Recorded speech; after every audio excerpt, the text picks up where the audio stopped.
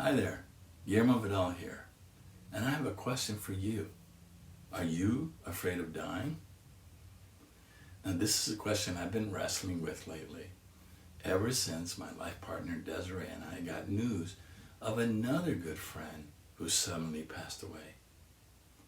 Her name was Karen, and she was a great tennis player, but more importantly, a very fine person.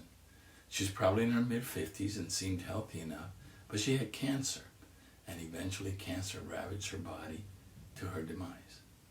What makes Karen's death so painful is that she is the latest in the inexplicable throng of sudden deaths of friends Desi and I have witnessed in the past 2 years.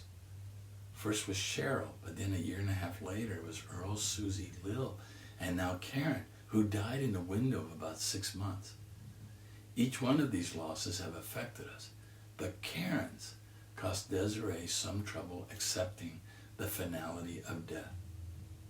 Now, like so many people, death had not been a topic that we had discussed until now.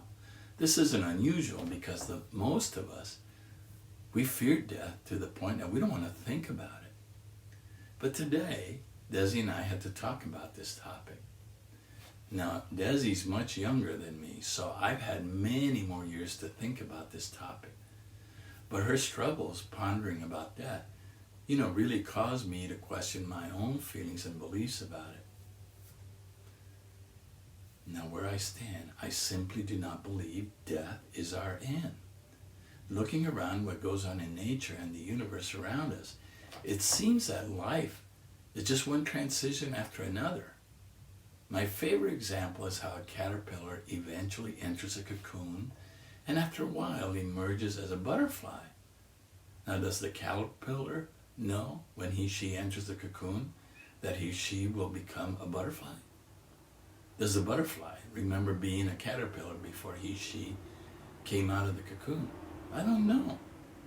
But the example makes sense to me, and that is that death for us is like a cocoon we enter in this life until we emerge with a birth into another, much more different life to experience, a more evolved journey than the one we finished at death. All right, you think I'm full of crap. But if I'm wrong, and life is just this existence that we are in until it ends, then what sense does life make? Why does it even have value? Or at the very least, why bother being the best person you can be?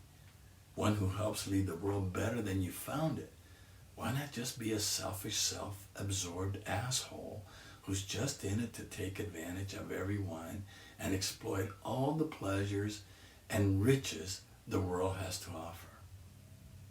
I don't have the answer, but I choose to believe life has meaning.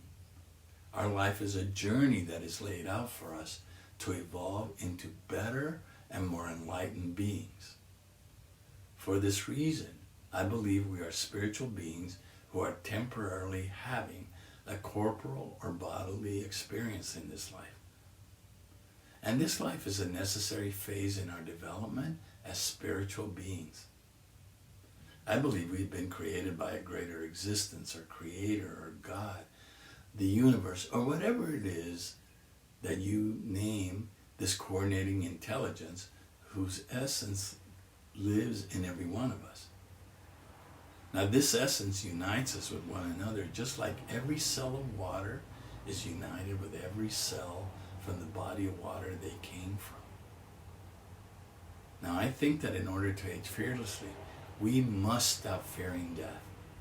So many people I know, as they get older, live in fear of doing anything they think might hurt them or make them sick or kill them.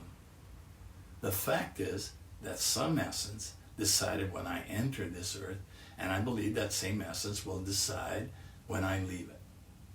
The same goes for you. And there's nothing you can do that will help you live forever. You're going to die of something. So my recommendation to you is that you try to live your life to the fullest and enjoy everything the world has to offer. Do it with love, joy, kindness, and the courage to leave things better than you found them. Live knowing that your journey is limitless if you will let go of fear and live to the fullest in the present moment. Yes, like Desiree, I mourn the loss of my friends, but I also rejoice in the new life they are becoming.